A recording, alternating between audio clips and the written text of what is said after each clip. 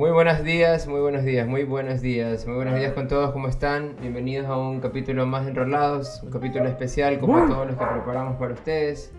Aquí con Cookie y con un invitado súper especial. Tenemos el honor de tener a Gabu aquí en el set. Un aplauso para Gabu, por favor.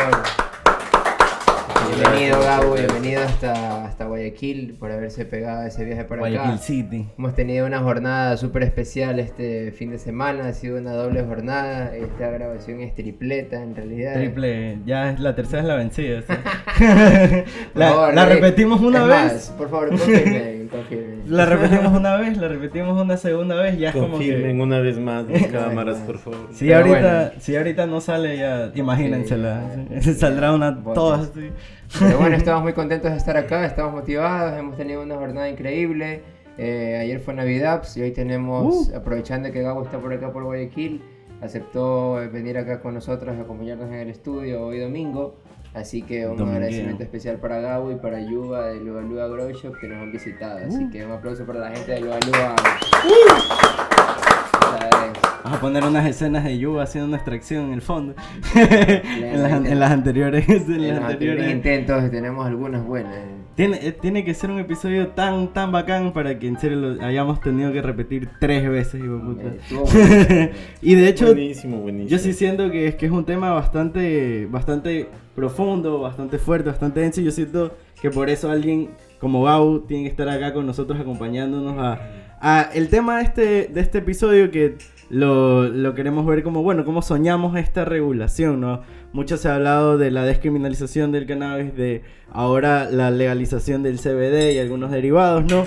Pero ¿cómo debería ser esta regulación para que verdaderamente sea una oportunidad para todos, ¿no? De cierta manera. Entonces, acá tenemos un experto en políticas de drogas. No sé si tienen aquí el currículum de nuestro invado. Por favor, compañero, por supuesto, se lo puede leer acá. Para que la gente sepa quién les está hablando. A ver, perdón. Se puso... Producción. A ver, ¿quién es nuestro super invitado? Tenemos aquí a Gabu. Es Gabriel Buitrón Almeida. Gabu es padre, es vocero y fundador de Ecuador Canábico, miembro de la Red Latinoamericana y del Caribe de Personas que Usan Drogas LAMPUT, miembro del Grupo de Investigación e Intervención sobre Drogas de Ecuador, el GIDE, licenciado en Comunicación Social de la UCE, máster en Políticas Públicas sobre Drogas del IAN y está maestrando en Cannabis en el Cannabis Training University de Estados Unidos. Así que pues tenemos un super invitado aquí. Un aplauso para Gabo otra vez. Muchas gracias. ¿Quién mejor que Gabo para tratar un tema importante? Es política de drogas, ¿no? Es súper importante más ahora cómo va avanzando el tema de las drogas y del cannabis en general, ¿no? Sí, así que hablemos un poco, Gabu. ¿Cómo ves la regulación ahora o la regulación que tenemos, ¿no? De cierta manera?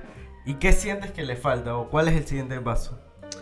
Bueno, yo creo que hay muchísimos pasos aún por dar. Creo que este es solamente una lucha más de, digamos, las personas por sus libertades completas. Entonces ahí va como poco a poco esa idea, conforme también las personas van reclamando sus derechos. Nunca, digamos, ningún estado ha concedido un derecho por sí mismo, porque el estado sea bueno, todos han sido conquistados con luchas sociales.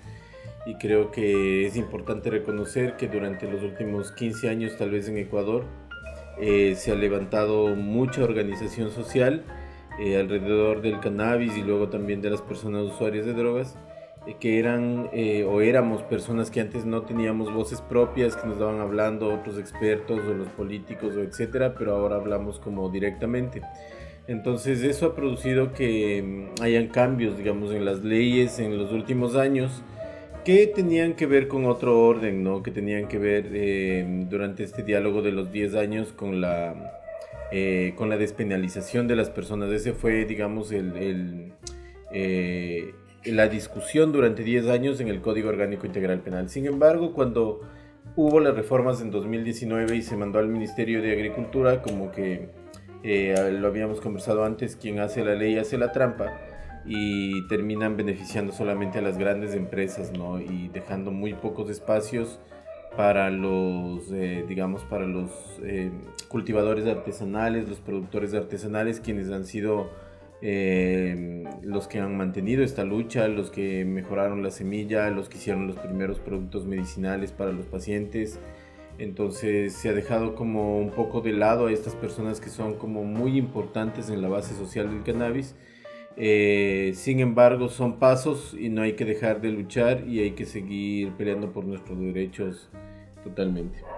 Claro, Entonces, en ese sentido lo que dices es importante porque actualmente nuestra regulación no concibe, por así decirlo, que cualquiera cultive. O sea, hay esta... no sé, esperamos a que... sí, por... Gracias. Me escucharon esas manos. Sí, es lo que me tiene miedo esa gente. Lo que dices es bastante importante porque nuestra regulación, a pesar de que permite, digamos, cultivos de grandes hectáreas, ¿no? Hay inversiones de por medio, o la regulación está hecha de cierta manera de que la inversión no la puede hacer cualquier persona, sino que tengas que ser una gran empresa, ¿no? Que hay un montón de burocracia que está involucrada en ese sentido. Y a pesar de que el subsecretario de Agricultura ha dicho en algunos espacios públicos de que el autocultivo está permitido, y en efecto las leyes no criminalizan el autocultivo, no está regulado, y no hay nada escrito que proteja, como tú dices, a los artesanos, a los cultivadores, en el fondo de abusos que pueda haber de la policía, ¿no? Justo comentábamos el caso de la cooperativa Nanda, ¿no? Que es una cooperativa que ha salido adelante a pesar de todas las trabas que puedan haber en el mundo burocrático, por así decirlo. Y a la vez, o sea, a la vez que hay cooperativas que son ejemplares, como la cooperativa Nanda, que tiene un modelo de economía popular y solidaria alrededor de comunidades agrícolas, alrededor de comunidades indígenas en la provincia de Chimborazo. Son otras las personas o otras las empresas que, digamos, tienen el estrellato y que no pertenecen como a esta lucha social, sino que han aparecido con grandes capitales y que incluso se han beneficiado antes de que haya la regulación, ya tenían semillas importadas, ya habían iniciado procesos, entonces... Y alguien le sopló que esto Y venía ahora de con la sobra. regulación es La más argolla, complicado. la típica argolla que decimos. Y ahora en la regulación es más complicado, ¿no? Para muchos de los pequeños, nos incluimos en eso. O sea, para todos es muy difícil. No para todos es definitivamente el tema de las oportunidades que nos ha dado esta legalización o esta industrialización del cannabis en el Ecuador, del CBD en realidad, porque se centra más en el CBD y en el cáñamo. Entonces, claro, sí, que sí nos sentimos identificados también, entonces por eso también son estos espacios, ¿no? Como una plataforma para de alguna manera reclamar o hacer sentir lo que nos está pasando, ¿no? Cómo vemos la situación. Entonces, no sé, Gabu, ¿cómo tú verías algo positivo, como un cambio que nos pueda servir, ¿no? No mucho tiempo, aquí unos 5 años, algo que podamos aplicar como comunidades. Yo creo que de aquí a 5 años debemos aspirar como, digamos, como reclamo social, como lucha social entre todos y todas, hacia pedir la regulación de toda la planta. Yo creo que no es imposible y hay márgenes de países cercanos. Tenemos el ejemplo de Colombia, que hace una diferenciación entre lo que es un cultivo Claro. y lo que es una plantación. Okay. Entonces el cultivo es de menos de 20 plantas y no le beneficia al narcotráfico por ser muy pequeño. Y más allá de 20 plantas sería una plantación y sería ya de beneficio para el narcotráfico, podría sacarse provecho económico. Y ahí en realidad, como decimos, o sea, con 20 plantas hacia abajo es imposible que entre a un circuito de narcotráfico, que No haya podemos crímenes considerar por un detrás. narco así. Claro, para nada, o sea, Claro. es lo que necesitas. Sabemos personas que usamos muchos extractos, que hacemos medicina para nuestra familia, que tenemos muchos amigos que usan y que no pueden cultivar. Y necesitamos cultivar, digamos, medianamente, y creo que el margen, por ejemplo, de 20 plantas sería significativo. Lograr un margen en los siguientes 5 años de respeto a un número mínimo de plantas al menos, aunque hay otros márgenes o digamos otras políticas que están discutiendo incluso eso, ¿no? Como México. En México ellos Claro. ya no quieren cantidad de plantas. Es como, a ver, primero demuéstrame el narcotráfico, yo ya no quiero ni tabla Muéstrame de dosis los máximas. datos, así. Claro, no, ya no quiero ni la tabla, porque la tabla también me pone en riesgo. A veces ando a cargar más y me van a decir que soy criminal cuando no es así. Entonces en Claro. México están peleando por ir hacia los derechos plenos de que la justicia te tenga que demostrar en realidad el tráfico, ¿no? Que es algo que supuestamente ya estaría aquí en Ecuador. Hay una sentencia de la Corte Constitucional, la 017 del 2019, que habla de que no importa la cantidad, puede ser más de los 10 gramos que puedes andar a llevar. La policía y la fiscalía y los jueces todos deben probar el tráfico. Exacto. Por más que sobrepase la cantidad de Y eso es lo que tenencia. no pasa en la práctica.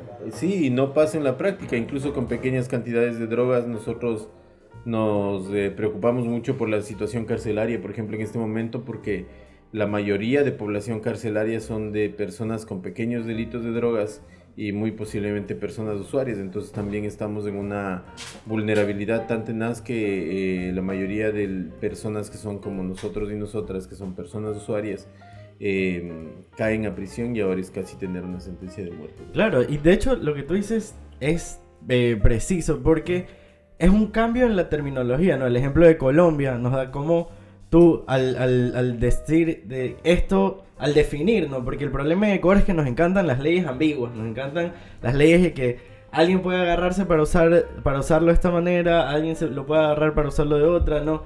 Y tenemos ejemplos de regulaciones como Uruguay, que el cultivo personal, ellos han establecido que son, por ejemplo, 6 plantas, ¿no? Colombia ya te da un rango un poco más grande, y es bueno, ¿qué necesitaría Ecuador, no? ¿Cuál es en algún momento estábamos hablando de que no hay datos, Claro, no hay levantamiento de datos en analizar por qué Ecuador? esa Ajá. diferencia tan ¿Por qué drástica, ¿no? dos países de 14 Latinoamérica, plantas entre ¿no? un país O y sea, otro, ¿no? O sea, ahí vendría lo bueno de coger las experiencias de estos países y generar nuestra propia legislación, algo que se apegue más a lo nuestro y que también recoja las experiencias de otros países, ¿no? Claro, de ley hay que aprender, o sea, tampoco podemos ponernos a inventar el agua tibia. Ya hay modelos que son bastante exitosos, de hecho. llevan años algunos. Evaluaciones incluso, de la Resultados, Unión Europea dicen que el mejor modelo es el uruguayo. Y es porque ha tomado en consideración no solamente los derechos de las empresas precisamente, sino los derechos de las personas. Y todo ese circuito, hay evaluaciones de más de 20 millones de dólares al menos anuales que entran que iban al narcotráfico y que ahora se compra cannabis en farmacias del estado legales, digamos, y que pagan impuestos. Entonces es un cambio, digamos, total de toda la estructura, porque incluso termina beneficiando, en lugar de ir ese dinero al narcotráfico y fortalecerlo para comprar armas, para todo eso. para comprar instituciones. Exacto, para comprar personas, Para que todo instituciones. funcione. En lugar, ese dinero, las personas ahora compran legalmente en la farmacia, ese dinero va a las arcas del Estado y ahora puede luchar contra el narcotráfico realmente.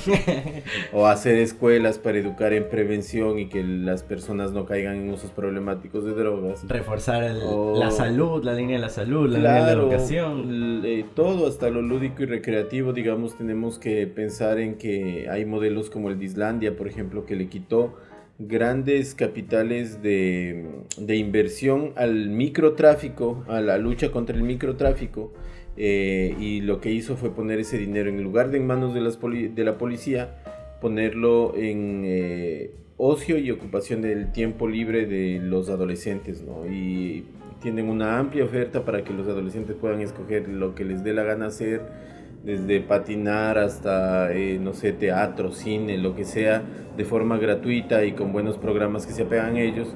Y con eso lograron reducir el consumo, ¿no?, en menores de edad. Entonces esos son como modelos de prevención. Si siguen yendo hacia que el Chapa haga el curso de drogas, déjenme decirles lo que dice la evidencia científica. Eso lo escuché a una persona hace poco en un encuentro. Déjenme decirle, ese modelo de que el policía vaya a hacer la capacitación aumenta el consumo. Eso es lo que científicamente sabe. Claro, o sea, verdaderamente hace algunos años que no se hacen estudios y levantamientos de datos de drogas en el Ecuador. Incluso yo tuve una discusión en alguna capacitación de estas de prevención que hacen en mi trabajo de temas de drogas, donde se creía que las mayores causas de mortalidad venían justamente por tipos de drogas como el cannabis y otras drogas, Cuando claramente en las últimas estadísticas está que el alcohol, el tabaco encabezan los índices de mortalidad más grandes por drogas en el país, ¿no? Entonces es también cómo adaptamos una regulación a lo que se necesita, ¿no? Lo que estábamos hablando, el cómo dos países de Latinoamérica se diferencian, la cantidad de plantas que pueden tener, responde a las realidades. O sea, Colombia quizás se puede dar el lujo de tener 20 plantas porque ellos llevan años, su observatorio de drogas lleva años produciendo papers, investigaciones locales, levantando datos. O sea, es una cuestión de que quizás ellos ya tienen las herramientas para decir, ok, nuestro público, porque unas cosas que yo estaba leyendo de Uruguay es que en algunos sectores, por el número limitado de plantas que se puede tener en autocultivo, fortalecían a veces ciertos mercados negros. Porque quizás la demanda era mayor y como decíamos, 6 plantas no te va a hacer un narcotraficante. O sea, 20 plantas quizás no abastecen ni a un barrio. O sea, estamos hablando de que No te abastece a ti. no te abastece ni a ti, a veces 6 plantas. Consulta adicional a Gabo, seguro un poco en su tema de maestría y su investigación en cuanto a política de drogas. ¿Por qué crees que es tan complicado el tema de la policía, ¿no? El tema de esto de la educación de la policía y de llegar a lo profundo de tratar de hacer un cambio en esa mentalidad que definitivamente es la que no va a cambiar? Es más, tenemos actualmente los resultados de qué está pasando con la sobrepoblación carcelaria, con generales a cargo del SNAI y de estas instituciones que están encargadas de estas áreas. Los narcogenerales también. Exacto, y no vemos resultados. O sea, ¿tú cómo lo ves? ¿Tú qué crees que es lo que pasa aquí? Yo creo que hay fuerzas poderosas que manejan por detrás todas estas instituciones, y creo que nosotros advertíamos hace algunos años, incluso hicimos una propuesta a la Asamblea de que se penalice la narcopolítica en el país, porque veíamos inminente un arribo a un narcoestado, porque la narcopolítica y el narcoestado es distinto. La narcopolítica es cualquier acción pública que pueda beneficiar al narcotráfico. Entonces puede ser que un policía no observe mientras pasa un camión y que hay cualquier digamos coima, incentivo entonces para hacerse el ciego. Eso ya sería como narcopolítica también. Pero en cambio narcoestado es cuando la estructura del Estado y las instituciones sirven para el narcotráfico. Y nosotros en la pandemia, por ejemplo, pudimos observar también este fenómeno, cómo se dio, y cómo al inicio de la pandemia, cuando bloquearon absolutamente todo y nos tocó encerrarnos en la cuarentena, hubo un primer desabastecimiento de drogas. ¿Por qué? Porque hubo un exceso de demanda, ¿ya? Todo el mundo dijo, yo no sé en cuánto tiempo voy a salir de aquí y voy a comprar mucha marihuana o voy a comprar mucha de la sustancia que yo utilice. Entonces hubo una sobredemanda a los dealers y eso desabasteció un poco el mercado. Entonces por eso parecía que iba a subir el precio, porque se supone que bloqueaban puertos, aeropuertos, nadie podía pasar. Claro. Vías, todo, los límites también, los pasos fronterizos. No podía salir ni al patio de la casa. Claro, los narcos ya no podían pasar tampoco, o sea, nadie Se podía supone, pasar, claro. porque un carro ya era más identificable. Por ejemplo, si no se movía ningún carro en la carretera y estaban en control absoluto policías y militares, era fácilmente identificable. Era el peor momento Y para después hacer de narco, un tiempo, a pocas semanas de la cuarentena, la gente tenía que volver a comprar drogas. ¿Y qué pasó? Que las drogas siguieron existiendo al mismo precio del narcotráfico. En la misma cantidad. Todas las sustancias que se pueden imaginar que se consumen aquí, todas siguieron existiendo. Y era súper raro que los que estén en manos de puertos, aeropuertos, fronteras, de las vías, eran policías y militares. ¿Cómo llega eso todo? ¿Cómo funciona ahora el narcotráfico? A mí me parece que tiene padrino ahora. Me parece que ya son ellos, que es el Estado y que es la policía y que son los militares. Yo creo que estamos ya viviendo en un narcoestado. Y creo que eso es lo que no permite, más allá de la educación que puedan tener, porque ya hay policías con los que también nos hemos encontrado, que también son preparados mucho en derechos humanos, en políticas de drogas, etcétera, pero no deja de funcionar este modelo, porque hay otros poderes que manejan este modelo, incluso el carcelario y más. Entonces alguna vez le escuché decir a un policía que él tenía una cuota diaria de personas que meter a la cárcel, o que arrestar, mejor dicho.